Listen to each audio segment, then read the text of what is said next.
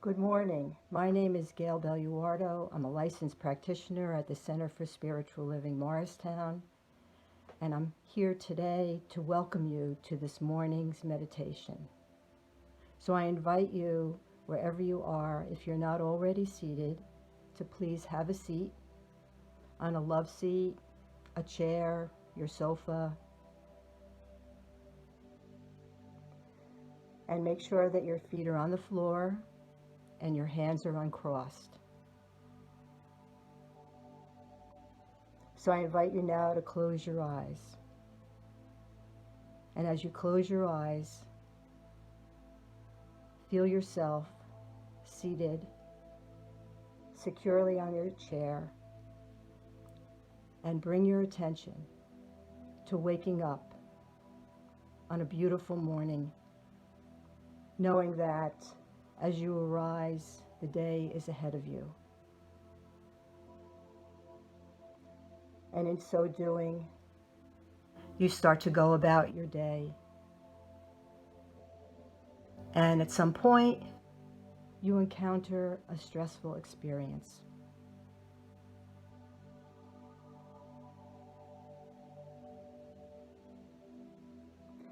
And in encountering this experience, you have certain thoughts about it. Something stressful but not too stressful has happened, and you're having a reaction. And that's okay. That's what we do as human beings. We have reactions. And I invite you to think about, what are the thoughts that you're having about this stressful event?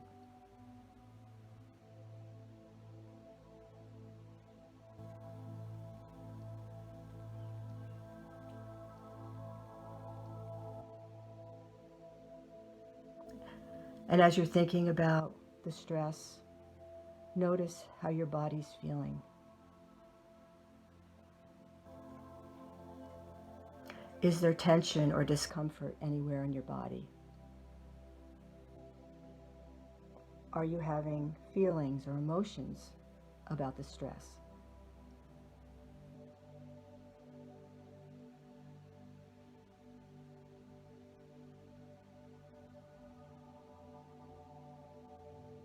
And now I invite you to bring your attention to your breath. So drop your attention into your breath.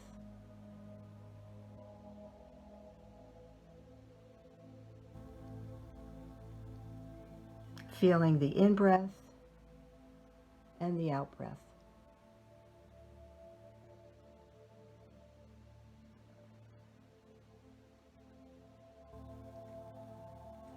Still thinking about what's bothering you.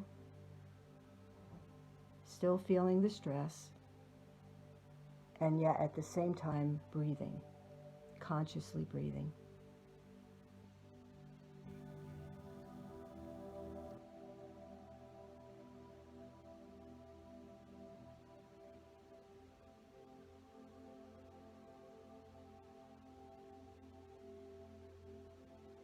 And notice if there's any shift in your body since first experiencing the stress.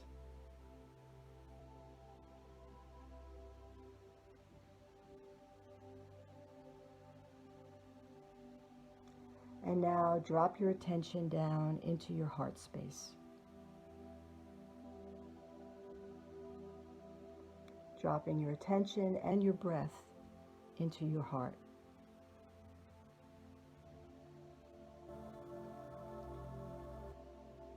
Feeling the rhythm of the heart, the rhythm of the breath.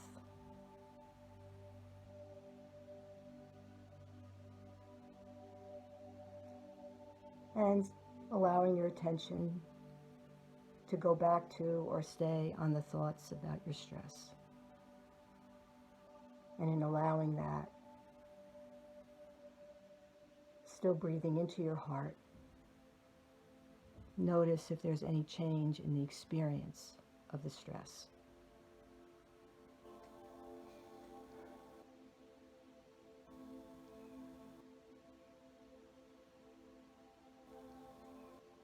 And I invite you now to place your hand on your heart, breathing into your heart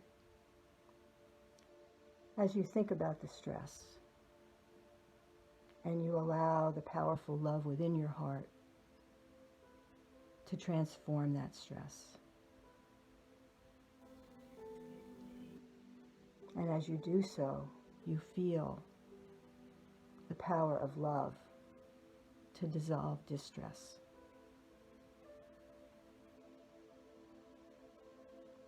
And so right here, right now, I am knowing that there is a power of love, a power of grace, a power of truth, a power of joy that is the power of God. It is the presence, the power, the love, the joy, the synchronicity of love, the synchronicity of God's love that joins the heart with the mind and transforms experience in ways that are so amazing, that are so loving, that are so gentle. It is the transformative power of the marriage of love, transforming the thoughts, the feelings, synchronizing them with the love of God, with the heart. This is what is meant by the marriage of the heart and the mind. The capacity for God to act through each one of us in ways that transform experience, that modify, that dissolve, that calm and soothe any stress that could ever be for any one of us. So I know this is the very truth of love in action. It is the truth of God's compassionate, conscious care for each one of us. And I am so truly grateful to know this for myself and everyone here, everyone within the sound of my voice, knowing that there is no separation, that is all one activity of God's love occurring through each one of us. And I know that each one of us is transformed every time we remember this, every time we tap into the reality, the realization that God is for us and therefore nothing ever could be against us. That there's truly a place within each one of us that has never been hurt, harmed, or endangered, and that each one of us has access to it every moment of the day. This is the truth. This is the truth for all of us. And I'm so grateful to know this. So grateful, so blessed, so transformed.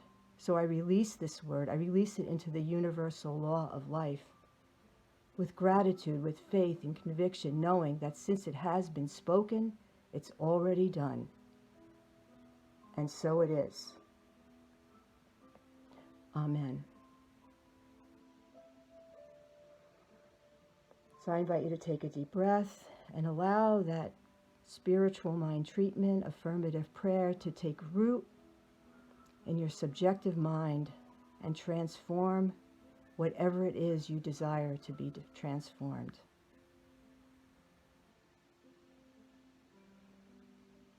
And now open your eyes and know with me that this is something you always have available to you.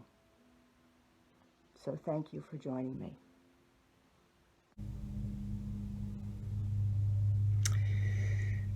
Hello, everybody.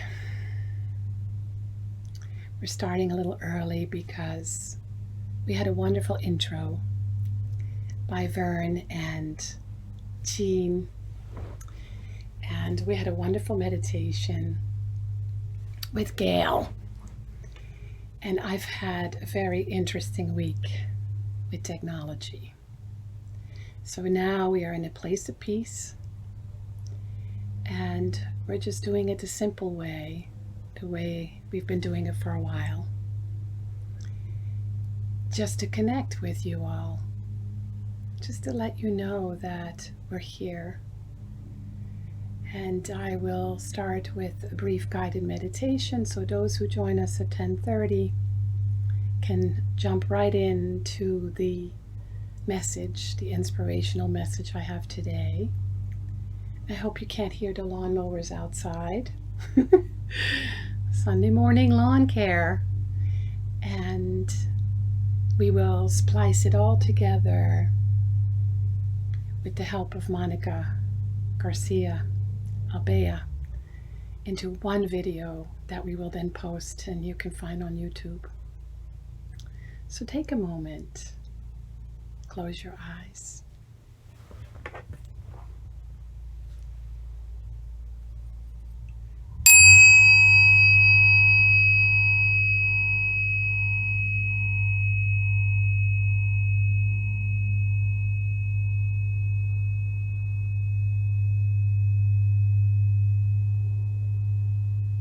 And I don't know if you can feel the vibration of this sound, but it's very rich and very deep. So take a moment to, with the next bell, feel your energy, your attention go to your heart.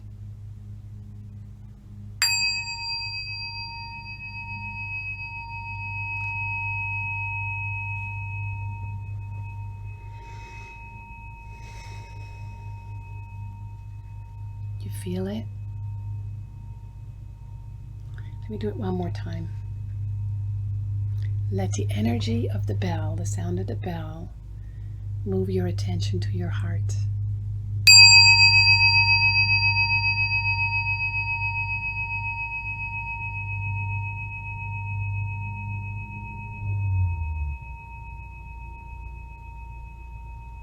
And one more time.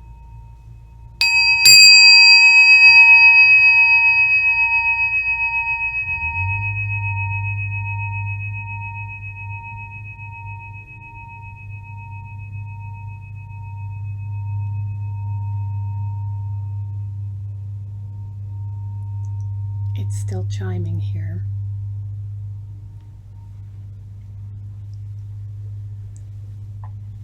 So now, wherever you are, whether you're sitting in a chair or outside or in your bed or on the couch or at the kitchen table, wherever you are, just withdraw your attention from where you are and bring it to the house of your heart.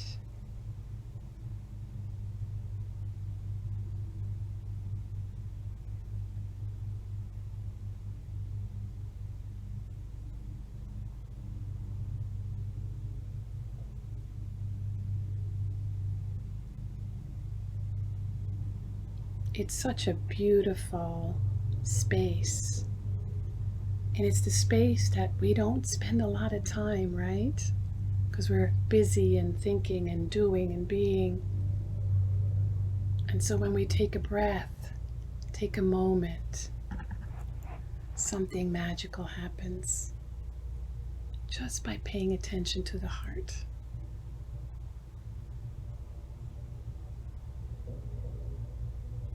And so now, place your hand on your heart and imagine that you are beaming the love that's in your heart to someone you miss.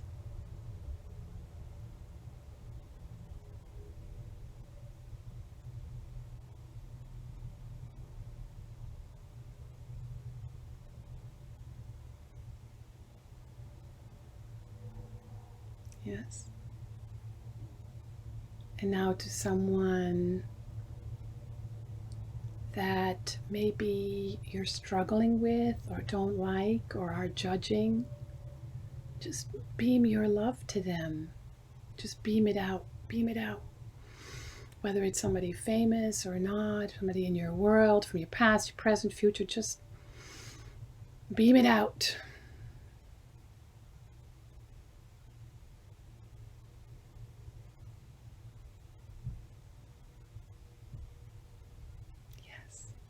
Beautiful. Thank you for joining me a little early and starting with me, adjusting, going with change. Change is constant, isn't it? So today we are still in the theme for the month of May. Listen to your heart. And for today, the topic is heart-mind marriage. And what I want to talk about is the heart-mind connection and what happens when we're disconnected and how we can reconnect. So my name is Frankie Timmers. I'm the spiritual director at Center for Spiritual Living Morristown. I'm so glad you're here. And if you want to know more about us or you want to check out our website, we're at cslmorristown.org. There's also a place where you can give if you wish to support our spiritual community. If you can, we welcome that so we can continue to do these things, and which is good. If you'd like to interact, I welcome you to pop the bubbles, to say hello to each other, to let us know where you're from and which community you might be a part of, to ask questions that I can then answer later in future talks or in Zoom experiences, to recognize whatever you are experiencing, and to invite others. Tag someone you know that you think would really love this experience. And give us some tips on how to make it better. Can't promise we'll follow them, but we will do our best. So, my topic today, if you remember, listen to your heart as the theme for May, the first Sunday in May, I talked about the topic, the heart already knows. And then the week after was Mother's Day, and I talked about the heart of the mother. And today, how perfect, is the heart-mind marriage.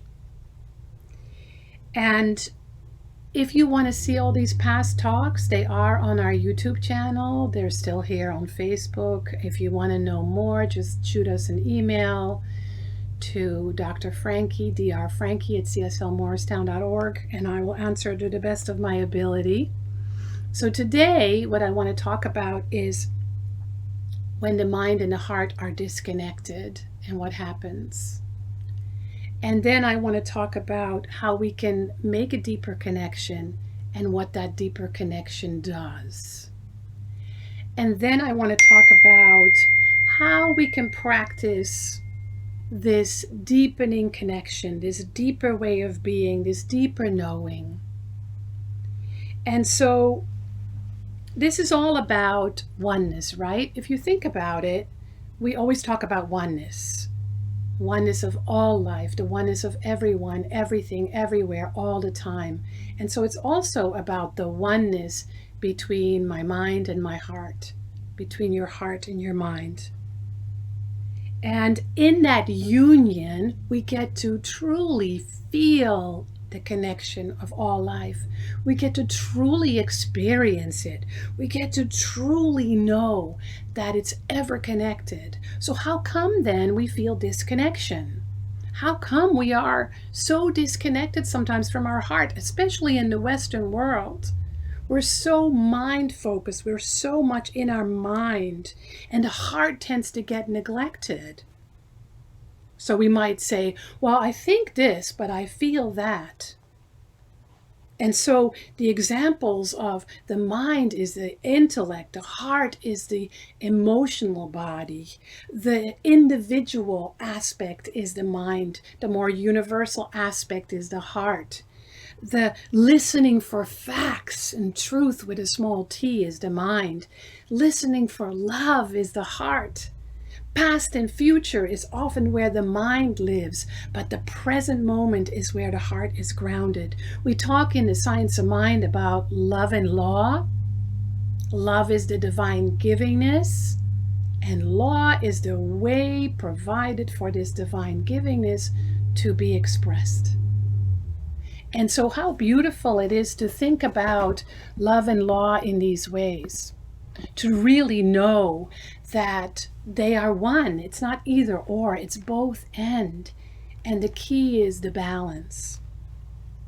And so we experience this in our own lives, right? I might say, oh, I would love to have a piece of cake, but I know it's not good for me because I'm on a diet. Or I know I should exercise, but I just don't feel like it. I don't like this person, but I'm on a spiritual path, so I have to better like them. I have to learn to like them. Or I know I have to work for income, but I hate my job.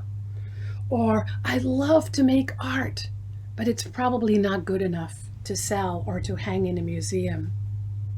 Do you have any maybe that you can think of right now where you feel that disconnect? In our teaching, we say there's only one problem. There's only truly one problem.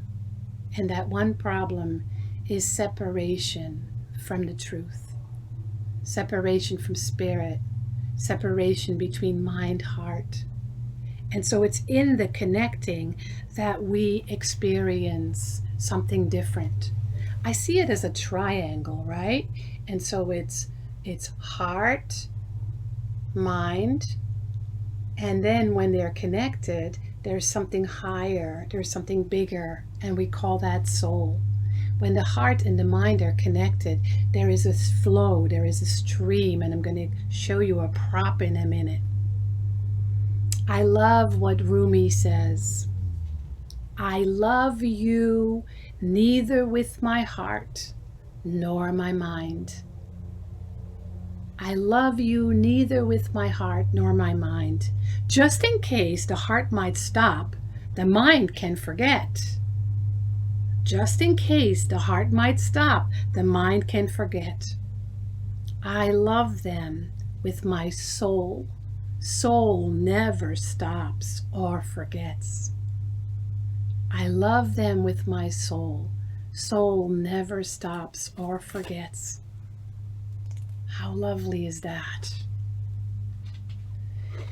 And so, it's so important for us to remember to always be bringing the mind into the heart. I point here, but we know mind is not here, just here. But to bring the mind into the heart, to place the mind into the heart, to take the mind into the heart, and to make that connection. And to know that when we are experiencing conflict, it's because the mind and the heart are usually at conflict. And it's a call to have greater insight, greater awareness, and bring the two together so that we can stand in the truth, stand in our knowing, and live from our spirit, from our soul, the realest part of us. And the mind will figure out how. That's the beauty. We can give it a job to do. We can say, hey, mind, figure out how, because it loves that. A very wise Sufi teacher once said, whatever can be understood with the mind is not a high state. Whatever can be understood with the mind is not a high state. Truth is in the heart. Truth is in the heart. And you and I know that. We know that truth is in our heart. And when we really listen to the truth, something really powerful happens. Blaise Pascal, the 15th century French brilliant man, mathematician, physicist, inventor, writer, and Catholic theologian, says, the heart has its reasons which reason knows nothing of. We know the truth not only by the reason, but by the heart. So, what do you know? What do you know for sure? Can you feel it in your heart? I know you know for sure that you love the people you love. I know for sure that divine right action is always happening. I might forget for a moment, but it's my home base. Divine right action is always happening, even now, in the midst of this pandemic. I used to subscribe to Oprah's magazine, not anymore because I have too many magazines I haven't even read yet, finished yet. But the first thing I would always do is go to the back of her magazine and read the article, What I Know for Sure. And it was at a time, it's a long time ago, when I was learning to listen to my heart, because I didn't learn that. I was more of listen to your mind, don't listen to your heart, you can't trust your heart. It was a time when support in the emotional body and our feeling nature wasn't always supported, so I had to learn it later as an adult. I'm grateful for the Science of Mind teaching and the community I grew up in, because there was a focus on the emotional body and healing around that. It wasn't all just in our head. And so think of some of the things that you know for sure. I know for sure the sun will rise tomorrow and it will set tonight. I know for sure summer will come. Those are simple things, but sometimes that's where we have to start, in the simplicity, to really anchor in that deeper knowing that lives in our heart and mind, connected. It's a soul truth. And so I have a prop today that my lovey got out of the garage. It's a hinge. Can you see? I love the image of a hinge. It's two parts. So think body, mind, think heart, body, mind, heart, soul, heart, spirit, heart, mind, intellect and feeling, love and law, all that once they come together, you can put the nail through it. It's a little sticky and it's connected. And then it can be used as a hinge. So while I was asking him to see if he had a hinge in the garage, and he said he had many, I picked a favorite.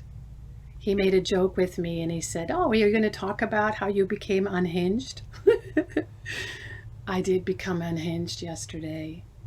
It was a very challenging week for me with technology, and I hadn't felt like this in a long time. I felt it in my body. I felt it in my heart. I felt it in my mind. I was so distressed, spending so much time trying to figure out this technological piece that I'm learning. And so I did push-ups and jump-ups, and I complained, a really good complaint. A good fetch is really good for the soul. And I processed it and I sat with it, and then I listened to my heart. And what I heard in my heart is what I love and what I don't love, what I want to do and what I don't want to do, what I need and want someone else to do and what is mine to do. Because I'm really clear what is mine to do, what is mine to give, and what is mine to share. And so what I realized, it was just an experience. When we become unhinged or we feel a disconnect or the mind and the heart connection isn't there, we have to sit in it. We have to be in it. We have to hang out there so that they can come together like this beautiful hinge so that it can be used. So we're not unhinged and both parts are just flailing somewhere. And when we sit with it long enough, it comes. I promise, the wisdom comes. The truth is revealed. Always. We're not always willing to sit long enough, right? On May 3rd, I talked about the 5 S's that are so important right now. Simplicity, solitude, silence, stillness, slowing down. This virus, this pandemic, this quarantine, for those of us who are home all the time, is really calling us, and we can be in service and devotion to those who don't have that luxury and that privilege as a spiritual practice. We can truly be in spiritual practice with simplifying our lives. and with experiencing stillness, allowing the body to be still, not always have to be moving, the mind to be still, not always have to be moving, and silence, which is quiet, to just quiet the mind and empty the mind for a bit so it can rest, and slowing down, moving a little bit slower, being fully present in the moment. And so those are gifts for us that we can truly use and be in practice with so that we can grow, but so also they become gifts to those who don't have that gift. We say in the Science of Mind teaching that thought plus feeling equals action. That when thought and feeling are together, there is movement, there is practice, there is experience. And that's our way of being. It's our way of living. To live in the union of all life, to live in the connection of all life. And we practice meditation and just the 5 S's so that we can purify ourselves, so that we can clear whatever is in the way, inside or outside, so that we can empty of that which doesn't serve us, so we can let go of that which doesn't serve us anymore, so that what remains is more pure, is more of the truth, is more light, is more love, is more grace, is more meaningful, is more needed. That requires patience. I thought I had a lot of patience, but I realized I don't always have patience inside with myself.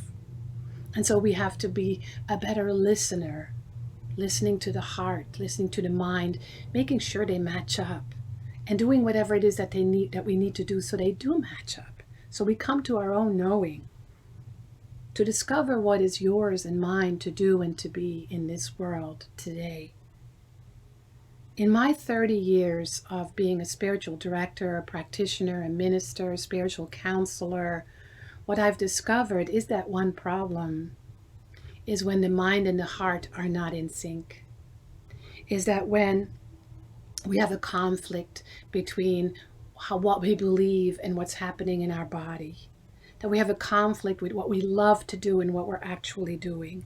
That we have a conflict in relationship. Because we are in that place of separation. And it's an invitation to come together, to unify, to become one. There's such a price to pay when we ignore that, when we don't pay attention to that, when we don't do healing work around it. And I think you know what that price is. I know I do. So let me share again what Rumi had to say. And then after that, I have a couple of things I want to talk to you about that are happening in our spiritual community, and then I will close with a healing treatment. I love you neither with my heart nor my mind. Just in case the heart might stop, the mind can forget. I love them with my soul. Soul never stops or forgets. Rumi. I love you with all my heart and soul. And I'm here to serve. So some of the things that I want you to know about, and we're going to post this here as well, is that our outreach team is creating a way for us to have a food drive. And we're going to do this at the center on the 31st on a Sunday between 1 and 4. It's going to be done very safely in the parking lot. And we will send out the flyer and we will send out the video. We are thanking Vicki Roche and Eileen Gans and Sarah Mercury for making this happen. Every Wednesday, I'm doing mindfulness series, and this Wednesday is mindfulness and vocation. It's number 3. For those of you that have participated, you will get the Zoom link, and if you want to participate, just let us know. We'll get you in. The Saturday new thing is your treatment hour. Call us on Zoom, ask for the link, and I will treat for you. And if a practitioner comes to visit, they can be a guest. Remember to give if you feel so generous to give to the center. Simply go to our website, www.cslmorristown.org/give, and check us out on the website, via email, our phone, call us, Facebook, Meetup, Instagram, Twitter, YouTube. Just join us. And let me close now with a healing treatment. So right here, right now, there is a power and a presence that is greater than I am. It is pure love. It is ever giving.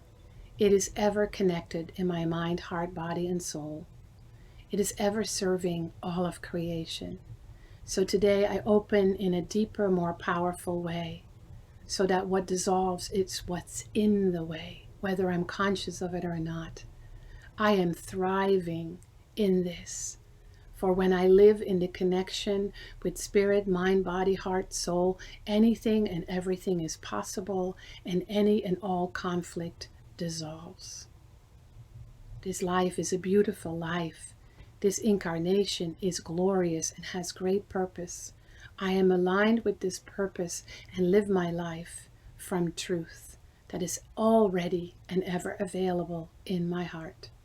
With awe and gratitude, then I let go and I let the universal law demonstrated for me in the highest and best ways.